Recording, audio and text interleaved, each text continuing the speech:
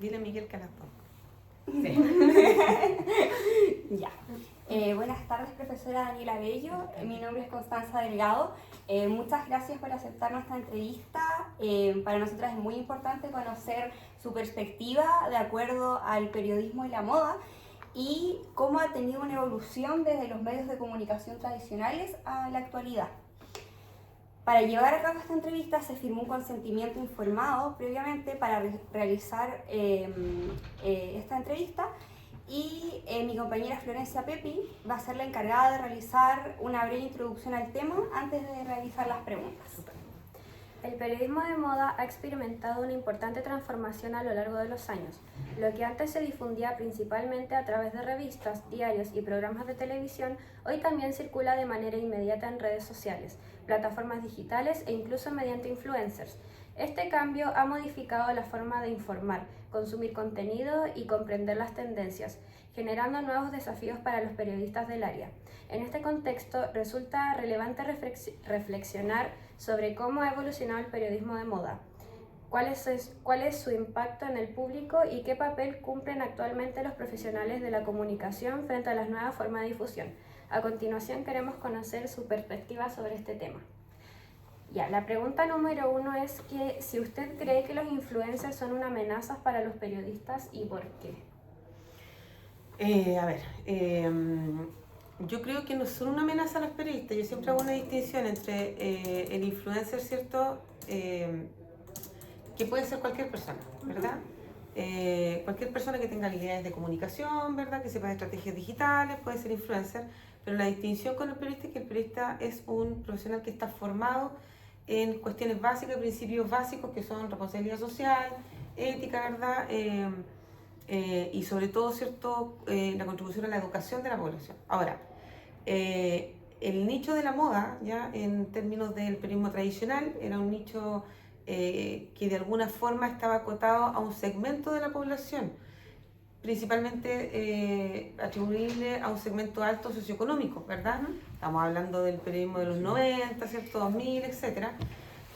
Por lo tanto, el influencer y las plataformas digitales vienen a aportar de alguna forma a la democratización del acceso a ese tipo de contenido.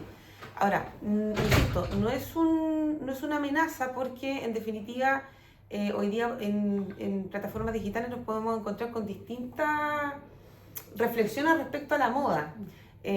Yo puedo hablar desde la moda, ¿cierto? Sustentable, puedo hablar de la moda, ¿verdad? Desde una óptica más farandulera, ¿cierto?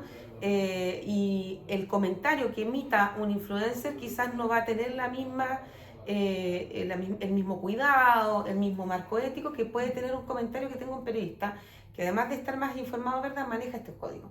Entonces yo creo que la amenaza no reside entre que el influencer es una amenaza para el periodista. La amenaza reside en la falta de educación que tiene la audiencia para poder distinguir entre uno y otro. Esa es la amenaza. ¿Quieres agregar algo? No, fue súper completa, la verdad. Está bueno. Sí. Bueno, la pregunta número 2 es: ¿cree que hoy en día el público actual se interesa por leer las entrevistas publicadas en medios tradicionales como revistas, diarios y televisión? Yo creo que todavía existe un segmento que está más asociado, ¿cierto?, a un rango etario, a la edad, ¿verdad?, que todavía prefiere el medio tradicional, ¿ya? Lo que no impide, ¿cierto?, que de a poquitito exista una apertura a poder informarse en otras plataformas. Pero está más bien asociado, ¿cierto?, a una edad y también a un nivel socioeconómico, ¿ya? Y eso también tiene que ver con el acceso. No necesariamente porque yo hablo de un nivel socioeconómico porque esa persona es más instruida, no. Es porque esta persona sigue pagando una suscripción, es porque esta persona, ¿cierto?, tiene el acceso para pagar esa suscripción y hoy día, ¿cierto?, hay un segmento de la población que no necesariamente, ¿vale? Entonces, pero es pequeño, es cada vez menor, ¿verdad? Y por eso es que los medios digitales, sea en cualquier tipo de contenido, han tenido que buscar otras formas de financiamiento como ya eliminar las suscripciones o la venta, ¿cierto?, de la revista, sí, claro, o del diario, eliminarlo y generar ingresos de otra forma, digamos, ¿ya? Y en eso han tenido que ser bien creativos. Y dentro de los medios tradicionales, ¿usted cuál cree que que todavía sigue como más vigente, como la televisión, los diarios? La televisión sigue vigente, pero ha tenido que también sufrir un proceso de transformación hacia la multiplataforma para poder seguir vigente, porque de lo contrario, ¿cierto?, habría tenido un poquitito la misma suerte que ha tenido el periódico o el diario, que le ha ido más mal. Sí. Ahora, entre esos dos medios tradicionales, ¿cierto?, podemos ver claramente la distinción. El que sigue vigente y se ha mantenido ha sido siempre la radio. ¿Ya? La radio es un poco irreemplazable, pero eso tiene relación por una característica particular de la radio, que es la inmediatez. Por lo tanto, hoy día el que mejor puede competir con los medios digitales, que también es velocidad de información, inmediatez, es la radio, ¿ya? Ese es un medio que se mantiene, que yo creo que se va a mantener en el tiempo, pese que igual ha tenido que mutar a la multiplataforma. El diario, ¿cierto?, va en caída, el diario como lo conocemos tradicionalmente, incluso el papel digital, ¿ya?, que la gente ya no se suscribe porque hay que pagar, ¿verdad?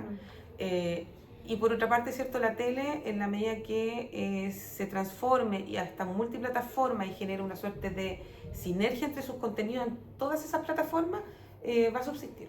Pero la gente hoy día, insisto, una pequeña parte de la población, sobre todo segmentada en edad, es la que sigue manteniendo el medio tradicional. Claro, sí, de hecho yo al menos como por mis papás, mi papá con la radio en el auto, cuando trabaja, igual todo, la radio. Y mi mamá, la radio igual. De hecho, se compró como una radio chiquitita y con la antena.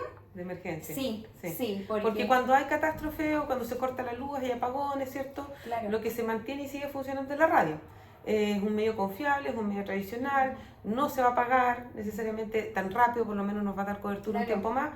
Entonces, claro, acompaña, etcétera. Entonces, te permite, ¿cierto?, esa inmediatez de la información, ¿cierto? Sí. Y también está la radio en el teléfono. Sí. Hay celulares que cuando los compras viene con la aplicación descargada de la radio. Exacto. Ajá, sí. Y con el tema del periódico, en lo personal, mi abuelo, él siempre compraba el periódico, pero siempre como que da las noticias del día anterior. Ya. Y mi papá le dijo que se instalara el periódico del celular y ahí dijo como que le cambió la vida porque estaba desactualizado, porque él es como viejito de campo. Claro. Entonces, claro, porque sí. en esos grupos, ¿cierto?, etarios siempre hay como una resistencia al cambio. Uno a medida que va avanzando en la edad como que se resiste a aprender nuevas cosas. Sí. Entonces ahí también tiene mucho que ver, ¿cierto?, algunas políticas de Estado que tengan que ver con la digitalización, ¿cierto?, de estos grupos, principalmente del adulto mayor, que le acomoda la costumbre de lo tradicional, pero que en definitiva le facilita la vida poder aprender en lo digital. Siempre le va a facilitar un poquito más la tarea. Bueno, la pregunta número 3 es: ¿cómo ha afectado la velocidad de las redes sociales a la calidad del periodismo de moda? Yo creo que de manera importante. Ahora, insisto, tiene que ver, también creo que hay un lado negativo y uno positivo. El negativo, ¿cierto?, es que afecta la calidad del contenido porque en estricto rigor, antiguamente, el periodismo de moda se asociaba más, no necesariamente a mostrar un outfit, por ejemplo, ¿ya? No era tan básico como mostrar un outfit, sino que había una investigación detrás, que quizás quién era el diseñador, cuáles eran las tendencias que venían, ¿verdad? Incluso muchas veces asociado a ámbitos académicos de la moda, escuelas de arte, etcétera, ¿ya? Hoy día, ¿qué es lo que entendemos por información de moda, comunicación de moda o periodismo de moda? Que yo insisto son distintos. En las redes sociales tenemos medios de comunicación, pero también tenemos medios de información. Y los medios de comunicación es el medio de comunicación formal, que en el fondo, detrás del contenido están periodistas. Y el medio de información es un medio de información, ¿vale?, que puede ser de las mejores cremas, ¿cierto?, de cuidado, incluso de moda, pero detrás no necesariamente hay un periodista formado, ¿vale? Hay un influencer, hay un señor o una señora Juanita Pérez, etc., ¿ya? Entonces, ahí hay que hacer una distinción. En términos de calidad, efectivamente las redes sociales le hacen un daño a la calidad de ese tipo de contenido, ¿ya? Ahora, ¿es información útil? Es información útil. Si alguien quisiera acceder, ¿cierto?, a cómo vestirse durante la semana, viendo el tiempo, por ejemplo, y ver si voy a necesitar botas, si voy a necesitar esto, cuál es mi outfit. Chuta, hoy día tengo una reunión, no quiero pensar en qué me voy a colocar, veo cierto outfit del día, etcétera, y me dan ideas maravillosas. Yo creo que eso contribuye de una u otra manera, ¿ya?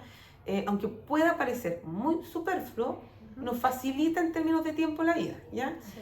Pero efectivamente cuando hablamos de moda, como la conocíamos antiguamente en los medios tradicionales, era mucho más profundo, digamos. Ahora, las redes sociales igual te ofrecen plataformas para nichos. Entonces, tú si quieres saber más en profundidad de algún tema, tú puedes ir a esos nichos a conocer más en profundidad. Y puedes encontrar periodismo de moda, ¿cierto?, en mayor profundidad, ¿ya? Lo que pasa es que la gente se quede con lo que ve en el scroll, ¿ya? Sí, claro. Entonces, importante también que se eduque a la gente en que existen alternativas en las plataformas digitales hechas por periodistas y que abordan nichos en mayor profundidad. Claro, como por ejemplo la Met Gala, cuando los periodistas entrevistan a los modelos, le preguntan como en qué se inspiraron. Exacto, así, es mucho claro, más profundo, más profundo. porque muchas veces detrás de una vestimenta hay una protesta social, Sí. ¿cierto? Hay algún tema que queremos instalar, entonces no nos quedamos con el comentario de que sí, es que a lo mejor se veía más rellenita, que ese Claro. comentario en términos Sí. éticos un periodista no Sí. debiera hacerlo, digamos, Sí. así no vuelva a primer año, Claro. ¿entiendes? Entonces, eso pasa un poco. Claro, y además igual el mismo esto que comenta mi compañera, la Met Gala se rige de acuerdo a un dress code, entonces siento que es un evento mucho más profundo de lo que muchas veces es como a lo que más se le da importancia, porque al menos personalmente a mí me gusta mucho el evento de la Met Gala, pero yo he escuchado igual muchas personas que claro dicen, ya se veía fea. Pero fuera de eso hay un trasfondo mucho más grande del mismo tema de la sustentabilidad en la moda. Exacto. Que creo yo personalmente, y de lo que yo he leído, no se le da tanto realce como es, no sé, la nueva tendencia de las prendas con rayas. Claro. Entonces algo, como usted dice, como mucho más superfluo, mucho más por encima. Exacto. Y muchas veces hay personas que creen que tienen como la información necesaria de acuerdo a lo que es tendencia y a lo que no es tendencia. Y ahí aparecen los principios básicos del periodista, porque tiene que ser la ética, ¿cierto?, y la responsabilidad social, porque en el fondo en cada cosa que nosotros analicemos, en cualquier materia, en cualquier tipo de contenido, tiene que existir esos principios y tienen que aplicarse. Entonces, por ejemplo, hoy día en términos de espectáculo en general, todos los premios, ya sean por realizaciones cinematográficas, sea por incluso, ¿cierto?, los Grammy, etcétera, tienen, cuando llega el artista y se gana un premio, tiene un discurso que tiene contenido. Hoy día todos los eventos más grandes que conocemos tradicionalmente, incluso la gala del Festival de Viña, ¿cierto?, tienen que tener un trasfondo mayor, ya sea una idea política, una protesta social, una idea, ¿cierto?, cambio climático, por ejemplo, ¿cierto? Sí. Pero ese análisis de lo que está detrás y el por qué lo hace un periodista responsable, digamos. Sí. El resto es contenido, digamos, para el Totalmente. scroll y quizás de un tips de ayuda, algo, pero Sí. esa es la diferencia. Y de hecho yo creo que igual una de las periodistas que a mí personalmente me gusta mucho, no sé si conoce, es Titu Ureta, que además de es periodista de profesión, igual ella para las galas de Viña, más que nada en la gala de Viña ya se ha dado a conocer que todos sus trajes, desde la última gala que pasó embarazada a como de las primeras, todo tiene un sentido. Cuando pasó como con el vestido que fue hecho como en honor al cobre o en honor al mar. Entonces siento que igual comunica un mensaje muy importante de lo que más allá de verse bien es una mirada como, además de que ella ama el mar, siempre le ha dicho su papá Emiterio Ureta, que le ha inculcado mucho eso, y creo que igual cumple un rol muy positivo como periodista, pero también tiene una mezcla muy, muy fuerte entre la moda, la sustentabilidad y transmitir una buena información. Eso es responsabilidad. Sí. En el fondo buscarle un sentido a lo que uno está comunicando, ¿verdad? Un trasfondo, ir un poquito más allá, ver un poquito más allá de lo que es evidente. Claro, por ejemplo, la Emilia Díez, cuando fue Miss Chile, nos representó, y tenía que hacer su traje en base a nuestro país. A mucha gente no le gustó porque fue como cartón por sábado gigante, pero ese tenía como un trasfondo como de nostalgia para los que crecieron con eso y que también los apoyaron con los temas económicos. Entonces sí fue como un rol importante para Chile y que ella lo representara, pero mucha gente lo ve como más de lo superficial, de que se tiene que ver bonita, de que tiene que destacar y no ven el trasfondo de eso. Exacto. Bueno, la pregunta número 4 es, ¿en qué se fija un periodista para afirmar que algo es tendencia para lograr llegar al público correcto? Bueno, nosotros los periodistas luchamos con las tendencias, pues las tendencias tienen que ver, a ver, lo que pasa es que estamos recién entendiendo cómo utilizar las tendencias, ¿ya? Si estamos hablando de, por ejemplo, identificar cuáles son las tendencias del día para poder tener mayor visualizaciones, yo creo que eso, por ejemplo, es una muy... Si es que de eso me estás preguntando, ¿verdad? Sí. Sí, ya. Porque si es eso, es una herramienta que tenemos hoy día que tenemos que usar, ¿ya? Y por otra parte, ¿cierto? Uno podría pensar, chuta, estamos todo el tiempo peleando con los likes, ¿verdad? Y de alguna forma generamos contenido para el like. Sí, tenemos que buscar un equilibrio, porque efectivamente el periodismo se tiene que financiar, sea el contenido que sea, pero por otra parte, ¿cierto? Tenemos que generar un contenido responsable que muchas veces no es vendible, ¿ya? Entonces tiene que existir un equilibrio entre ambos objetivos, digamos, ¿ya? Si es que a eso te referías, no sé si es tendencia de moda. Sí. ¿También? Sí. ¿Y cuál es la pregunta ahí? ¿En qué se fija un periodista para afirmar que algo es tendencia para lograr llegar al público correcto? Ya, lo mismo. O sea, en el fondo, si estamos hablando de tendencias de moda, ¿cierto? Sí. Yo creo que hay que fijarse en las cosas que tienen sentido, ¿ya? Que es un poco lo que conversamos.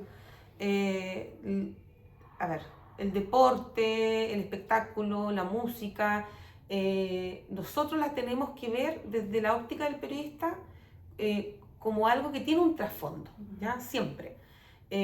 Todo tiene un porqué y un para qué, quizás antiguamente no, pero hoy día uno ve representaciones artísticas, el arte por lo general está asociado a una bandera de lucha, ¿cierto? O algún objetivo que uno quiere posicionar o difundir, entonces, exacto, entonces, o una idea cultural, ¿ya? Pero tiene un propósito.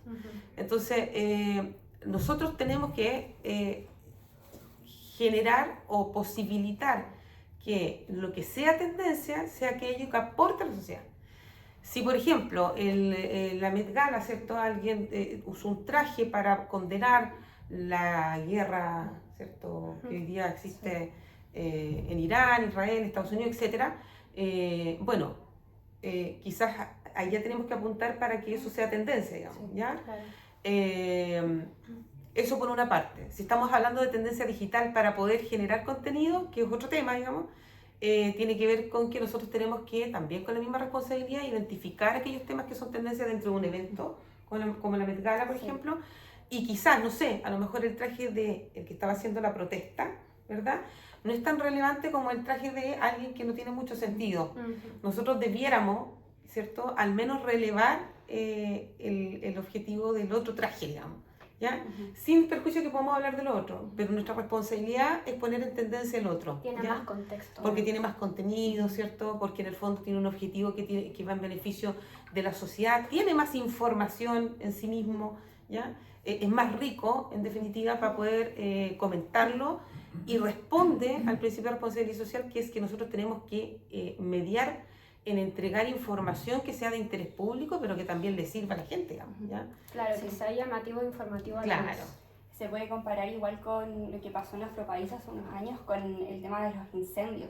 Cuando la Gala de Viña, el Festival de Viña, claro, se criticó mucho, antes de que comenzara, por qué se iba a hacer si tantas personas estaban sufriendo.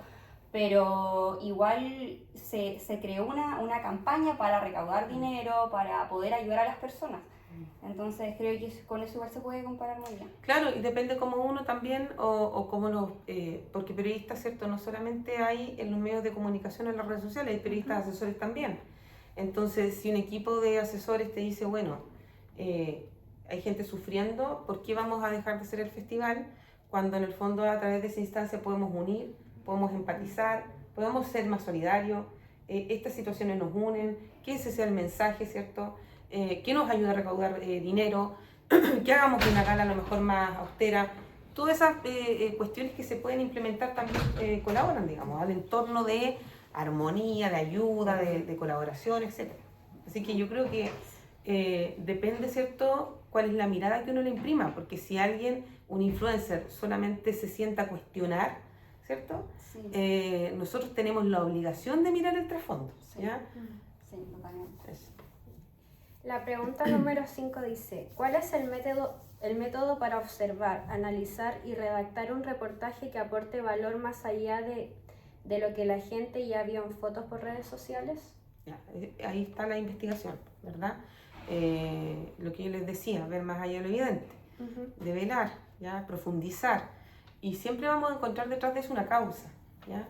Yo creo que la causa es la que uno tiene que buscar cuando un pintor, ¿cierto?, genera una obra. Hay una causa detrás de eso, ¿vale? Sí. Hay un objetivo detrás de eso, hay algo que pensó, que analizó, que reflexionó. En la moda, lo mismo, si hay una protesta, ¿cierto? Y lo que hablamos, en la música hay un sentido de ser de alguien que escribe una canción, digamos. Eso no lo va a dejar en evidencia un relato, por ejemplo, ¿ya? Claro. Sino que tiene que ser algo mucho en mayor profundidad. Investigación, indagar en mayor profundidad y rescatar de aquello, ¿cierto?, lo que sea más beneficioso para el bien común o la sociedad en general. ¿Quieres decir algo? La pregunta número 6 dice, ¿cree que el periodista en moda es una nueva forma de imponer ciertos estándares de belleza y aportar al consumismo en objetivos materiales? ¿Por qué? Efectivamente hoy día, es que claro, con el tema digital, bueno, que también en los medios tradicionales también era un poco así, existían espacios de moda en la televisión antiguamente y que generaban financiamiento, como y que generaban en el verano. Claro, y generaban empleo, o la moda al día, que es muy antigua, pero existía también, y generaba también ingresos. Y recordemos que los estereotipos en ese tiempo, ¿cierto?, eran bastante discriminatorios, porque además era la modelo alta, no había moda, ¿cierto?, ni sustentable, ni moda para distintos tipos de cuerpos, que eso, ¿cierto?, hoy día ha ido de alguna forma evolucionando. Entonces, y eso también a partir de las redes sociales. Entonces, ahí también hay algo positivo, digamos. Efectivamente, hoy día el periodismo es un nicho para el periodismo, ¿ya? Que se puede desarrollar en las distintas plataformas digitales. Pero insisto que la distinción está en que el periodista debe ser responsable y ético en el comentario, que finalmente lo que uno diga o haga sea un aporte, que lo podamos monetizar, obvio, porque tenemos que vivir, ¿ya? Tenemos que generar emprendimiento, generar empleo, etcétera. Pero esa monetización tiene que ser de forma responsable, sin comentarios ofensivos, promoviendo ciertos principios éticos que aporten a la ciudadanía, que aporten al respeto entre la misma gente, ¿ya? Haciendo ese comentario, uno puede comentar efectivamente lo bonita que se veía a alguien, o que no me gustó, ¿cierto?, ese atuendo. Uno puede emitir su propia opinión, ¿ya? Por eso existe la libertad de opinión, pero siempre bajo principios de respeto, ¿verdad? Y donde además uno siempre pueda dejar un aporte, eso es lo más importante, un aporte, y el aporte va por una opinión que está respaldada con información y que además es una opinión que contribuye a la educación de la sociedad, ¿ya? Claro, no llevarlo a lo polémico. Exacto. ¿Y usted cree que deberían volver, o sería factible, que volvieran estos espacios en la televisión, como en los matinales, como se daba antes, de lo que se está llevando, como las últimas tendencias, y que sea como una forma mucho más inclusiva, como en temas de cuerpo? Sí. Yo creo que no, pero principalmente por temas de financiamiento, ¿ya? Hoy día las marcas grandes que conocemos prefieren invertir en el ámbito digital, por eso que la televisión y los medios tradicionales, ¿cierto?, han tenido bastante problemas para financiarse. Hoy día, ¿cierto?, una marca grande a través de una asesoría de marketing prefiere colocarle lucas a un influencer porque sabe que va a poder medirlo y porque sabe que va a tener más vistos y más alcance. Van a 15 segundos. Exacto, entonces Claro. es muy difícil que eso se llegue a dar. Y además capta mucho más la atención igual un video de 15 segundos que muestra 4 o 5 outfits con las tendencias Claro. del momento a un programa que quizás va a durar 30, 40 minutos, que está pasando a poquito porque hay que opinar, Exacto. ¿qué crees tú? No sé. Ahora yo creo que la oportunidad para el periodista radica en que, como tiene esta formación y tiene esta posibilidad de ir más allá, uno puede ser líder de opinión en ese ámbito, ¿ya? Podemos ser líderes de opinión en un nicho determinado, ¿ya? Hoy día tenemos influencers, obviamente como la Tita Ureta, ¿cierto? Que ella obviamente tiene un cuento de todo un movimiento, ¿cierto? Una causa detrás de lo que hace, pero es una líder de opinión en ese nicho, ¿vale? Tenemos líderes de opinión que les pagan campaña, alguien que por ejemplo está en televisión y que es un conductor o conductora y que tiene hartos seguidores en sus redes, cuando vienen los festivales y todo esto, ¿cierto? Sí. También hacen sus propios programas satélites. O como lo es la pareja igual de Simón Pesutich con Vivian Ditz, Claro. que ellos es una cosa cuando pasaron. Ambos son de moda. Son de ¿verdad? moda, son de la televisión, Sí. o también en el ámbito como más digital, Ropero Paula. Claro, y los contratan Sí. en Falabella marcas, hizo- claro, en marcas grandes. Claro, comerciales. Exacto, todo. entonces yo creo que la oportunidad está, uno puede ser como desde el ámbito del periodismo líder de opinión. ¿Y qué es el líder de opinión? Es un influencer. Pero la diferencia es que ustedes se están formando en otro ámbito y que siempre tiene que existir una causa detrás, Claro. ¿ya? Algo que aporte a la ciudadanía. No algo ¿vale? tan plano No como tan lo superficial. hacen los influencers. Exacto. Sí. La última pregunta. Desde su mirada, ¿un periodista de profesión pierde credibilidad si comienza a informar por plataformas más informales, como lo son TikTok o Reels de Instagram, considerando que actualmente cada vez no solo las nuevas generaciones utilizan estas plataformas? No, para nada. No pierde credibilidad, en lo absoluto, ¿ya? La credibilidad, insisto, está en cómo uno da a conocer las cosas y la profundidad que le puede dar, ¿ya?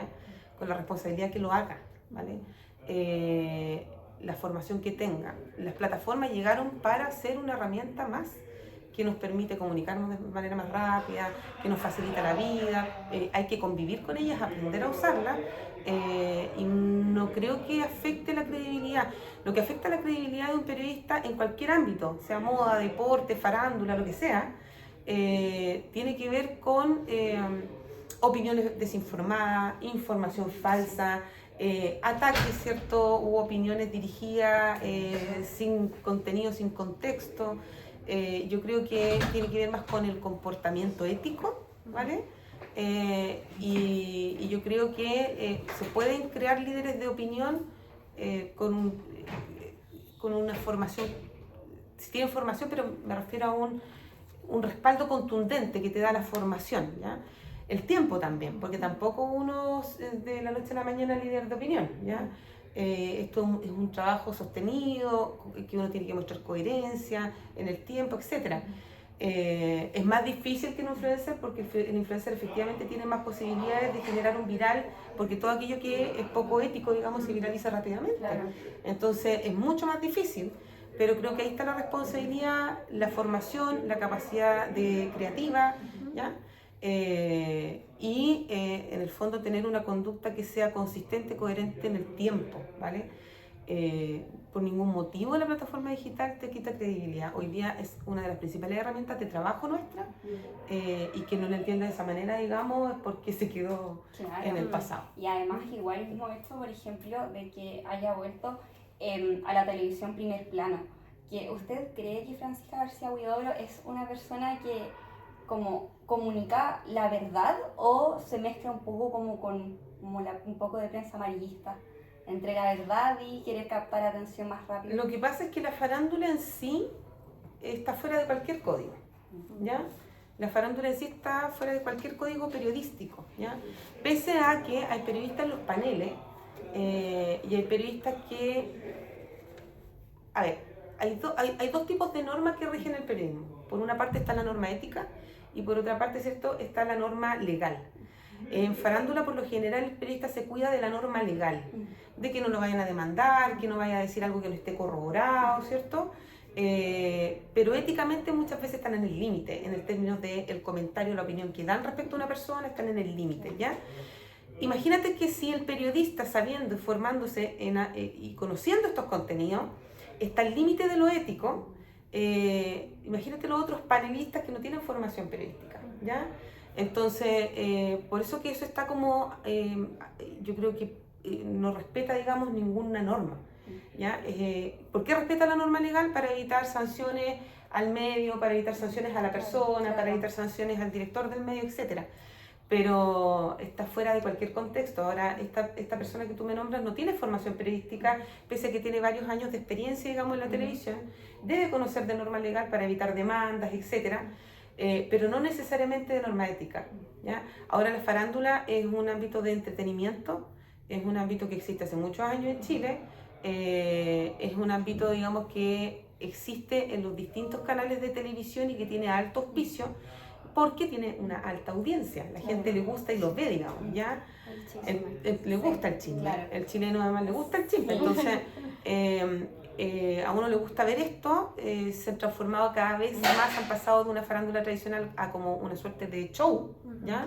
De farándula, y digamos hay un espacio y es válido que es un área del entretenimiento, pero cuando hablamos de aspectos éticos yo creo que no está dentro del y dentro igual de los típicos programas, bueno, que ya no existen, pero que se transmitían por la tele, en especial el Festival de Viña, que era criticando los looks de los que pasaron por la... igual eran muy crueles, yo creo que igual por el mismo hecho de captar más personas, porque muchas veces como algo un poco natural, que no sé, tal fue mal vestida o se veía gorda, ¿quién dijo esto? La Raquel Argandoña. Claro, sí, el mismo hecho, claro, que hay un programa como muy famoso que se llama Fiebre de Baile, la primera temporada, que a Michelle Carvalho, Raquel Argandoña la criticó porque ella es grande de cuerpo y como que se le veía un rollito, entonces se lo dijo en la televisión, no te queda bien, como te hace ver gorda. Bájate la polera. Claro.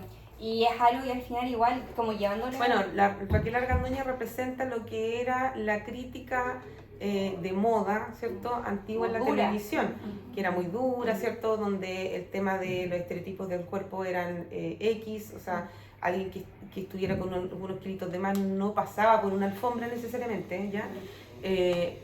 Hoy día hay más tolerancia respecto a eso, antiguamente era mucho más duro, todavía está entremezclado, ¿cierto? Ambas generaciones. Ahora yo no sé si para el Festival de Viña a alguien le interesaba realmente escuchar cómo se veía cómo se veía el otro, si se veía más gordo, más flaco, más alto, si el vestido era lo que le favorecía. Yo creo que hoy día a la gente también le interesa escuchar qué había detrás de eso. ¿Por qué se puso ese vestido? ¿Por qué eligió esto, digamos? ¿Ya? Yo creo que, insisto, tiene que tener una causa y un sentido lo que se dice. Porque además eso te genera mayor comentario también en redes, una mayor reflexión, si uno tiene que tender a que la gente vaya a pensar un poco más, ¿ya? Empujar a que piense un poco más. Claro. Pero si nos quedamos con la crítica, digamos, superflua o esta crítica dura, en el fondo, más allá de que se va a viralizar igual, ¿cierto? No está aportando en absolutamente nada. No los educa, al público no. Sí. ¿Y usted considera que Rodrigo Sepúlveda es un buen periodista? Porque en el Mega lo he visto varias veces como dando su opinión antes de informar la noticia que le va a dar a las personas. Claro. Bueno, en el periodismo existen distintos géneros periodísticos, ¿verdad? Está el género de informativo, el género interpretativo, el género de opinión, muchas veces dicen que el género de investigación también es otro género, etc. Hay distintas teorías respecto a cuántos existen, pero lo importante es saber que cuando algún periodista, ¿verdad?, está situado dentro de un contexto de género de opinión, va a dar su opinión, ¿ya? Y es válido, porque es parte de los géneros periodísticos. Si yo hoy día me toca, por ejemplo, leer un noticiero del Prime, que son casi meramente informativos, ¿cierto? Yo leo leads, ¿ya? Y a lo más puedo comentar que es lamentable noticia, ¿verdad? Al final de la... Pero si yo estoy en un show de noticias, como son las noticias de mediodía, ¿cierto? Ahí hay un show de noticias donde el género es de opinión y con una mezcla de informativo. Entonces el conductor ya no es conductor, El conductor es un opinólogo, ¿vale? Entonces, él puede dar su opinión en ese contexto. Lo mismo que los matinales, es un espacio donde hay género informativo, género interpretativo, pero también género de opinión. Entonces, hoy día no nos podemos situar, ¿cierto?, en un solo género, ¿ya? Uno como periodista puede dar su opinión, siempre y cuando esté situado en un contexto de género de opinión, ¿ya? Sería muy descabellado, digamos, que en algún género estrictamente informativo que podría ser, para dar un ejemplo más concreto, un debate presidencial, alguien diera su opinión. Porque ese contexto es exclusivamente informativo, ¿ya? Ni siquiera puede ser interpretativo. Cuando algún periodista ha querido hacer alguna interpretación de algún dato, alguna interpretación de lo que dijo el candidato, inmediatamente sufre crítica, ¿ya? Por lo tanto, hay una pauta de preguntas que es estricta, donde uno no puede, o a lo mejor podría contrapreguntar, pero en base a la misma información, pero en ningún caso dar su opinión, ¿ya? No así en un show de noticias que son los del mediodía, o en un matinal, ¿cierto?, que también es mucho, o en un programa farándula, que es donde también se genera. Entonces depende del contexto donde esté situado según el género periodístico. Perfecto. Muchas gracias por su tiempo, nos va a servir mucho sus respuestas. Súper, Muchas qué bueno. gracias. Muchas gracias. Sí. Gracias, que estén bien.